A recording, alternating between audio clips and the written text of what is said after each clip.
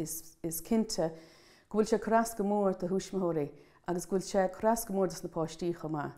Má tástáil le déanaar fáiste, tástáil cainte, tástáil aintine, tástáil mothúcháin na bhéir mar sin. Mór bhfuil an teanga sin ag an duine há déana na tástála, chunas i dhéanfar scrúdú ceartar a báiste, nó chunas a bhaithfar amach cad go dtír há corras an báiste. Agus chuann sé sin as go mór de Tuismitheoiri agus mar a dearm i scéal fada agus i scéal atá le fad an lá agus níl chuméir go bhfuil éon ás a teachtar a scéal. Níl chuméir ach nuad caimrá go bhfuil éon tuiscint ar a gceisio i meas locht polítíochta. Tá siad a caitheile daoine agus gur fáil mór iad agus agus go bhfuil béarla a géon duine bhfuil Gaelinge chugus níl sin fíor go háirithe gás daoine óga, daoine anóg, pe bhain chábhlíonn go háirithe. Ach sustí háirta chábhlíonn déag.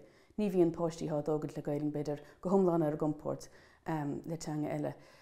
Mar sin tá sé trúbhéalach agus ní dólam go bhfuil an tuiscint sin ná na measc locht polítíochta nó fiúán go bhfuil siad a géire a thuiscint agus tá sé sin Thar a bheith bronnach agus tá sé corras de Tuismitheoiri.